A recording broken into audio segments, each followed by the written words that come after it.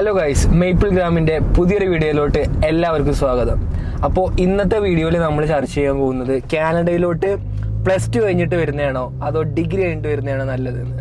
ഞാനും റിയാനും +2 കഴിഞ്ഞിട്ട് വന്നതാണ്, ഫാസി ഡിഗ്രി കഴിഞ്ഞിട്ട് വന്നതാണ്. അപ്പോൾ ഫാസിയാണ് ഡിഗ്രിക്കാരുടെ വശത്ത് നിന്ന് സംസാരിക്കാൻ പോലെ. അപ്പോ ഫാസി നാട്ടിലെവിടെയാ പറഞ്ഞോ? ഞാൻ നാട്ടില് കണ്ണൂരാണ്, മയ്യിൽ എന്ന് പറയും. അതെ, near to Kannur airport. Kannur airport. Fasi കാനഡയിൽ വന്നിട്ട് എത്ര വർഷമായി?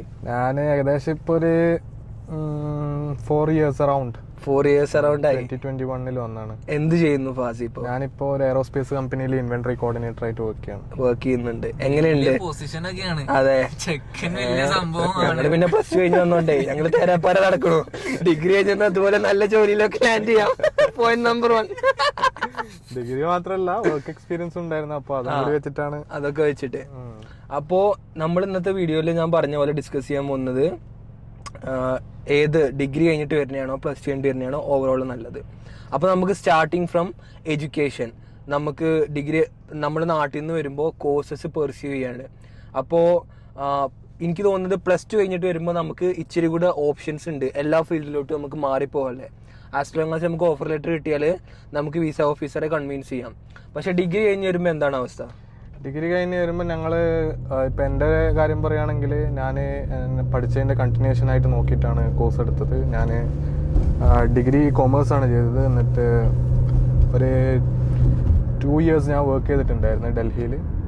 പിന്നെ അത് കഴിഞ്ഞ് പിന്നെ ഒരു 1 year കോവിഡൊക്കെ ആയപ്പോൾ ഒരു ഗ്യാപ്പ് വന്നു. അപ്പോൾ കുറച്ചും കൂടി അഡ്വാൻസ് ആയിട്ട് എന്തെങ്കിലും പഠിക്കണം എന്ന് തോന്നി. അങ്ങനെയാണ് കാനഡയിലേക്ക് വരാനുള്ളൊരു തീരുമാനത്തിലെത്തിയത്. ഓക്കെ.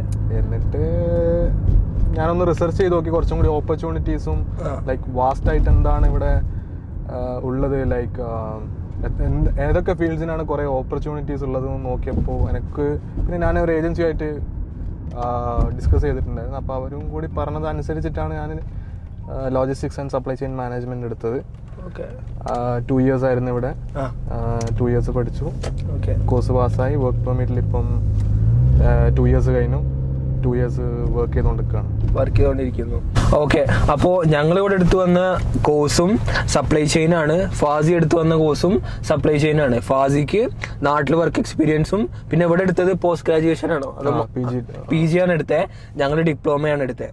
അപ്പോ ഫാസിക്ക് ഇച്ചിരി കൂടെ അതെ ഡിപ്ലോമയും ഫാസി PG ഡിപ്ലോമയാണ്. അതുപോലെ തന്നെ ഡിഗ്രിയും എക്സ്പീരിയൻസ് ഉണ്ടായതുകൊണ്ട് തന്നെ ഫാസിക്ക് നല്ലൊരു ജോലി സെക്യൂർ ചെയ്യാൻ പറ്റി അല്ലേ? സെക്യൂർ ചെയ്യാൻ പറ്റി. അത് ഒന്നാമത്തെ കാര്യം. ഇനി രണ്ടാമത്തെ കാര്യം എന്ന് പറഞ്ഞാല് +2 കഴിഞ്ഞിട്ട് വരുന്ന ഒരു ഡിസഡ്വാൻറ്റേജ് എന്ന് പറഞ്ഞാല് ഞങ്ങൾക്ക് 2 പേർക്കും നാട്ടിൽ ബാച്ചിലേഴ്സ് ഇല്ല. ഈ നാട്ടിൽ ബാച്ചിലേഴ്സ് ഇല്ലാതിരിക്കുമ്പോൾ ഡിസഡ്വാൻറ്റേജ് എന്ന് വെച്ചാൽ എന്തെങ്കിലും കാലത്ത് നമുക്ക് കാനഡ ലീവ് ചെയ്യേണ്ടി വന്നാൽ നമ്മുടെ കയ്യിലുള്ള ഈ കനേഡിയൻ ഡിപ്ലോമ വേറൊരു രാജ്യത്തും ഇതിന് വാല്യൂ ഉണ്ടാവില്ല അല്ലേ വാസി? ഇനിയിപ്പോൾ ഫാസിയുടെ കേസാണെങ്കിൽ ഫാസിക്ക് എന്തെങ്കിലും ഒരു കാലത്ത് കാനഡ ലീവ് ചെയ്യേണ്ടി വരികയാണ്. അപ്പോൾ ഫാസിയുടെ ബാച്ചിലേഴ്സ് ഉണ്ട്, അതുപോലെ ഫാസി കാനഡയിൽ നിന്ന് PG എടുത്തതുണ്ട്, അതുപോലെ ഫാസിക്ക് കാനഡയിലെ വർക്ക് എക്സ്പീരിയൻസ് ഉണ്ട്. ഇതൊക്കെ വെച്ചിട്ട് ഫാസിക്ക് വളരെ സുഖമായിട്ട് വേറൊരു കൺട്രിയിൽ ഇമിഗ്രേറ്റ് ചെയ്യാനോ അതുപോലെ ഒരു ജോലിക്ക് വേണ്ടി അപ്ലൈ ചെയ്യാനോ ഇച്ചിരി കൂടെ സുഖമായിരിക്കും ഞങ്ങളുടെ കേസ് കമ്പയർ ചെയ്യുമ്പോൾ.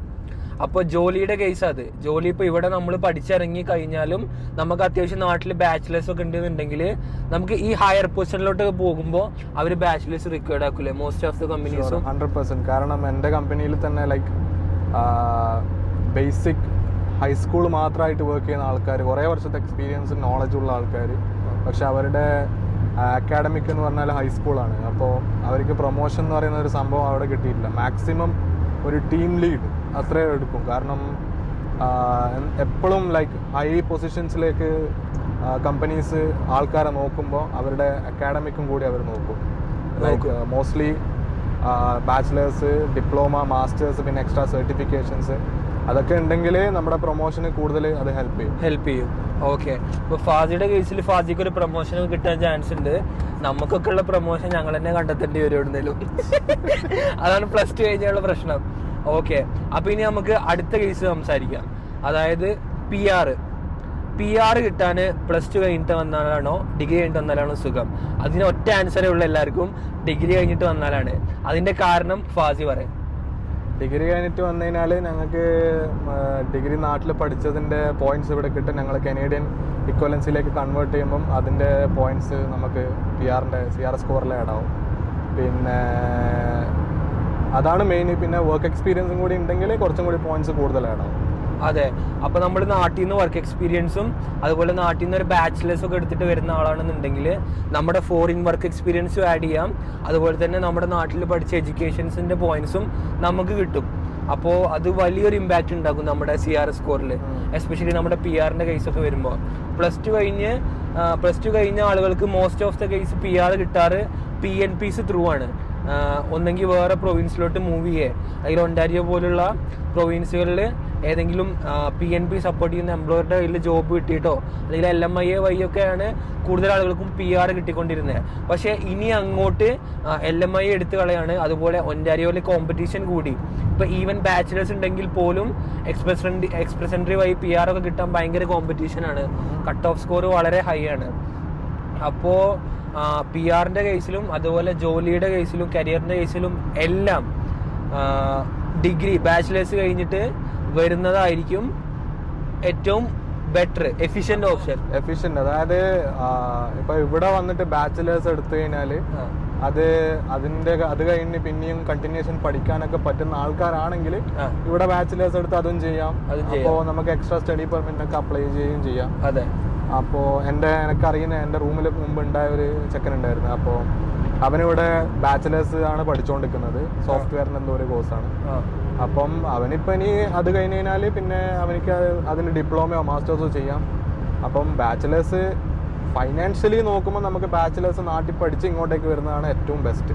നാട്ടിൽ പഠിച്ച് ഒരു 2-3 വർഷത്തെ വർക്ക് എക്സ്പീരിയൻസ് ആക്കി ഇങ്ങോട്ടേക്ക് വന്നു കഴിഞ്ഞാൽ അത് നമ്മുടെ PR-ന് വളരെ ഹെൽപ്പ് ചെയ്യും. അത് ഓക്കെ, CR സ്കോറിനൊക്കെ ഭയങ്കരമായിട്ട് ഇമ്പ്രൂവ്മെന്റ് ഉണ്ടാവും. ഓക്കെ. അപ്പോൾ ഫാസി നാട്ടിൽ പഠിക്കുന്ന കാര്യം പറഞ്ഞപ്പോൾ ഒന്ന് കോസ്റ്റ് എഫക്റ്റീവ് ആണ് നാട്ടിൽ പഠിക്കുന്നത്. ഇവിടെ എന്ന് പറഞ്ഞാൽ ബാച്ചിലേഴ്സിന്റെ ഫീസ് ഭയങ്കര ഹൈ ആ. കാരണം ബാച്ചിലേഴ്സ് ഓഫർ ചെയ്യുക യൂണിവേഴ്സിറ്റീസ് ആയിരിക്കും. യൂണിവേഴ്സിറ്റീസിന്റെ ഫീസ് സ്ട്രക്ചറും അവരുടെ പഠിപ്പിക്കുന്ന കാര്യങ്ങളും എൻറ്റയർലി ഡിഫറെന്റ് ആയിരിക്കും. അപ്പോൾ with that being said, plus two കഴിഞ്ഞ് വന്നുള്ള വേറൊരു കാര്യം എന്ന് പറഞ്ഞാൽ നമുക്ക് നാട്ടിൽ ആ ഒരു കോളേജ് ലൈഫ് മിസ്സാവും. ഇത് ഒരുപാട് പ്ലസ് ടു കഴിഞ്ഞ് വന്ന ഇപ്പോൾ ഞങ്ങളൊപ്പം ഉള്ളവരൊക്കെ നാട്ടിൽ അടിച്ചു പൊളിച്ച് ഓണപ്പരിപാടിയും അതുപോലെ ട്രിപ്പ് കാര്യങ്ങൾ എല്ലാം പറഞ്ഞു നടക്കുമ്പോൾ നമ്മളിവിടെ അസൈൻമെന്റ്സും ജോലിയും നമ്മളെ കുക്ക് ചെയ്യലും ലോണ്ടറി ആയിട്ട് എല്ലാ തിരക്കിലാവും. ഫാസി നാട്ടിലെ ഏത് കോളേജിലാണ് ഡിഗ്രി പഠിച്ചത്? ഞാൻ നാട്ടില് മയ്യൽ ITM കോളേജ് എന്ന് പറയും. എങ്ങനെ ഉണ്ടായിരുന്നു ഡിഗ്രി ലൈഫ്? അടിപൊളിയായിരുന്നു.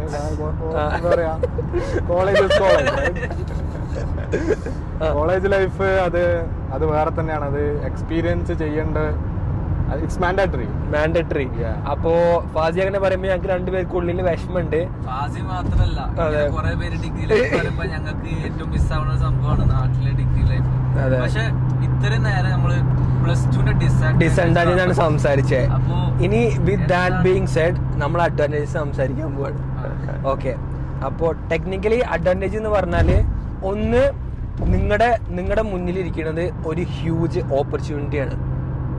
അതായത് നിങ്ങളെ 19ാമത്തെ, ഞാനും റിയാനും ഇവിടെ എത്തിയപ്പോൾ 19 വയസ്സാണ് ഞങ്ങൾക്ക്. നിങ്ങളുടെ 19ാമത്തെ വയസ്സിൽ നിങ്ങൾ സ്വന്തമായിട്ട് ഒരു വളരെ ഫാസ്റ്റ് പേസിങ് ആയിട്ടുള്ള ഒരു കൺട്രിയിൽ നിങ്ങൾ ജീവിക്കാൻ തുടങ്ങുകയാണ്. നിങ്ങളത് ആ ഒരു ഓപ്പർച്യൂണിറ്റി റൈറ്റ് ആയിട്ട് യൂസ് ചെയ്യാൻ കഴിഞ്ഞാൽ നിങ്ങളെ 19ാമത്തെ വയസ്സ് മുതൽ ഞങ്ങൾ ഏൺ ചെയ്യാൻ തുടങ്ങി. 19ാമത്തെ വയസ്സ് മുതൽ നിങ്ങൾക്ക് ഓരോ സ്ഥലത്ത് വർക്ക് ചെയ്യാൻ തുടങ്ങാം. അതിൻ്റെ വർക്ക് എക്സ്പീരിയൻസ്, വേറെ രാജ്യത്ത് ജീവിക്കാൻ തുടങ്ങാം. അതുപോലെ തന്നെ നമ്മളെ കയ്യിൽ ഇപ്പം നമുക്ക് PNP അതുപോലെ ബാക്കിയുള്ള കാര്യങ്ങളൊക്കെ സെറ്റായി PR കിട്ടുകയാണെന്നുണ്ടെങ്കിൽ നമ്മുടെ 22 അല്ലെങ്കിൽ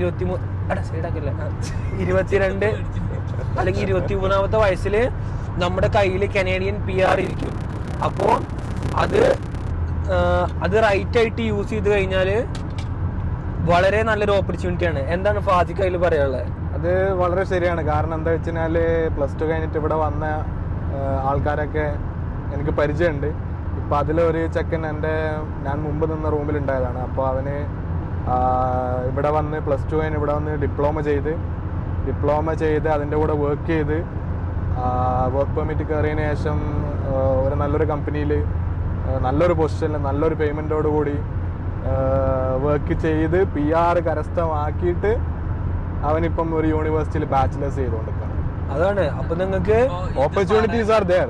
അതെ, ഇത് പറയാൻ കാരണം എന്താ വെച്ച് കഴിഞ്ഞാല് ഈ സെയിം സാധനം ഞങ്ങൾ നാട്ടിലെടുത്ത് പോയി നാട്ടിൽ നിൽക്കാനാണെങ്കിൽ ഞങ്ങൾക്ക് ഈ ഒരു ഓപ്പർച്യൂണിറ്റി ഇവിടെ കിട്ടില്ല എന്നുള്ളതാണ്. കാരണം ഇവിടെ അത്രയും പൈസയും ആ ഒരു നല്ലൊരു എക്സ്പോഷർ, ഇന്റർനാഷണൽ എക്സ്പോഷറും ഇതുപോലെ തന്നെ ഫിനാൻഷ്യൽ ഫ്രീഡവും കാര്യങ്ങളും കിട്ടുകയാണ്. അപ്പൊ ഈ സാധനം ഞങ്ങൾ നാട്ടിൽ സെയിം കണ്ടിന്യൂ ചെയ്ത് പോവാണെങ്കിൽ ഞങ്ങൾക്ക് ഈ ഒരു നിലയിൽ എത്താൻ പറ്റില്ല എന്നുള്ളതാണ്. അതാണ് +2 കഴിഞ്ഞ് വന്നാലല്ല ഇവിടുത്തെ ഒരു ഫസ്റ്റ് അഡ്വാൻറ്റേജ് എന്ന് പറയുന്നത്. ഓക്കെ. പിന്നെ വേറെ കാര്യം എന്ന് പറഞ്ഞാല് +2 കഴിഞ്ഞ് നമ്മൾ ഇങ്ങോട്ടേക്ക് കയറി വരുമ്പോ നമ്മൾ ഇമ്മച്യൂർഡ് ആയിരിക്കും. ഒരു 90%, 95% ആൾക്കാരും ഇമ്മച്യൂർഡ് ആയിരിക്കും. ഇപ്പൊ ഞങ്ങളൊക്കെ 19ാമത്തെ വയസ്സിൽ നമ്മൾ എന്തൊക്കെയാണ് ചിന്തിക്കുക, എന്തൊക്കെയാണ് നമ്മൾ ചെയ്യാന്ന് എല്ലാവർക്കും അറിയാലോ. അപ്പോ റെസ്പോൺസിബിലിറ്റി അങ്ങോട്ട് പഠിക്കും. അതെ. ജീവിതം മനസ്സിലാവും. അപ്പൊ കാനഡ പോലുള്ള എല്ലാത്തിനും ഫ്രീഡം കിട്ടണ, എന്തും ചെയ്യാൻ പറ്റുന്ന രാജ്യത്തിലോട്ട് വരുമ്പോ +2 കഴിഞ്ഞിട്ട് വന്നിട്ട് അത് മിസ്യൂസ് ചെയ്യുന്ന ഒരുപാട് ആൾക്കാരെ ഞങ്ങൾ കണ്ടിട്ടുണ്ട്. നമ്മളിവിടെ പഠിക്കാനാണ് വരുന്നത്, അതായത് നമ്മുടെ ഫ്യൂച്ചർ സെക്യൂർ ആവാനാണ് വരുന്നത് എന്നുള്ളൊരു ചിന്ത എപ്പോഴും ഉണ്ടാവണം. കാരണന്മാർക്ക് അതാണ് പറയാനുള്ളത്. പിന്നെ നമ്മളെ ഗൈഡ് ചെയ്യാൻ റൈറ്റ് ആൾക്കാർ, നമുക്ക് കാര്യങ്ങൾ പറഞ്ഞു തരാൻ റൈറ്റ് ആൾക്കാർ. +2 കഴിഞ്ഞിട്ട് വരുമ്പോഴുള്ള അഡ്വാൻറ്റേജ് ആണ് നമ്മുടെ മുന്നിലുള്ള ഒരു ഹ്യൂജ് ഓപ്പർച്യൂണിറ്റി. അത് കൃത്യമായിട്ട് ഉപയോഗിക്കാൻ പറ്റിയാല് നമുക്ക് നല്ലൊരു നിലയിലെത്താം, അല്ലേ ഫാസി? അത്രേ ഉള്ളൂ. ഇനി അങ്ങനെയല്ല, നമുക്ക് നമ്മുടെ ഇമ്മച്യൂരിറ്റി കൊണ്ട് നമ്മളത് മിസ്യൂസ് ചെയ്യണമെന്നുണ്ടെങ്കിൽ ജീവിതം നശിച്ചു പോകാൻ വേറെ ഒന്നും വേണ്ട. കാരണം ഇവിടെ ഹ്യൂജ് എക്സ്പോഷർ ആണ് ഈ കൺട്രിയിൽ. You can do anything you want. അതെ, എനിത്തിങ് മീൻസ് എനിത്തിങ്. അപ്പോ അതിനുള്ള എല്ലാ വഴികളും എല്ലാ മാർഗങ്ങളും ഇവിടെ ഉണ്ട്. ഓക്കെ. അപ്പോ നിങ്ങളുടെ ലൈഫിൽ നിങ്ങൾക്ക് എന്താണോ വേണ്ടത് അതിനനുസരിച്ച് ഡിസിഷൻ എടുക്കുക. നിങ്ങൾക്ക് ഒരു സ്പെസിഫിക് കരിയറിലോട്ട് മാത്രം പോകണമെന്നുണ്ടെങ്കിൽ ഞാൻ സജസ്റ്റ് ചെയ്യുക അതിന് റിലേറ്റഡ് ആയിട്ടുള്ള ഒരു ബാച്ചിലേഴ്സ് നാട്ടിൽ നിന്ന് എടുത്തിട്ട് പിന്നെ അങ്ങോട്ട് വരുന്നതായിരിക്കും. വർക്ക് എക്സ്പീരിയൻസും കൂടി ഉണ്ടെങ്കിൽ ഗുഡ് ആയിരിക്കും. ഇനി അങ്ങനെയല്ല, നിങ്ങൾക്ക് പ്രത്യേകിച്ച് കരിയർ ബോധമൊന്നുമില്ല, എങ്ങനെയുള്ള ജീവിതത്തിൽ രക്ഷപ്പെട്ടാൽ മതി, ഞാൻ ഹാർഡ് വർക്ക് ചെയ്യാൻ വില്ലിങ് ആണ്, ഓപ്പർച്യൂണിറ്റീസ് ഫൈൻഡ് ചെയ്യാൻ വില്ലിങ് ആണ്, അങ്ങനെയുള്ള ഒരാളാണെന്നുണ്ടെങ്കിൽ ഒബ്വിയസ്ലി ഞാൻ റെക്കമെൻഡ് ചെയ്യും +2 കഴിഞ്ഞിട്ട് വരുന്നത്, അല്ലേ വാസി? അതെ. അത് ഇങ്ങോട്ടേക്ക് വരുമ്പോ ലൈക്ക് ഏതെങ്കിലും ട്രേഡ് സംബന്ധമായിട്ടുള്ള ഏതെങ്കിലും കോഴ്സസ് ആണെങ്കിൽ വെൽഡിങ്, പ്ലംബിംഗ്, പിന്നെ ഇലക്ട്രീഷ്യൻ, അങ്ങനത്തെ ഇതൊക്കെ ആണെങ്കിൽ ഇവിടെ ഒരുപാട് ഓപ്പർച്യൂണിറ്റീസ് ഉണ്ട്. You can make a ton of money. ഒരുപാട്. ഈവൻ ബാച്ചിലേഴ്സ് ഇല്ലാന്നുണ്ടെങ്കിൽ പോലും $100 to $200K $1,000 ഇയർ ഒക്കെ ഈസി ആയിട്ട് ഉണ്ടാക്കുന്ന ഒരുപാട് ആൾക്കാരുണ്ട്. അപ്പോ അതാണ് അപ്പൊ നമ്മുടെ ഇന്നത്തെ വീഡിയോയിലെ കോണ്ടന്റ്.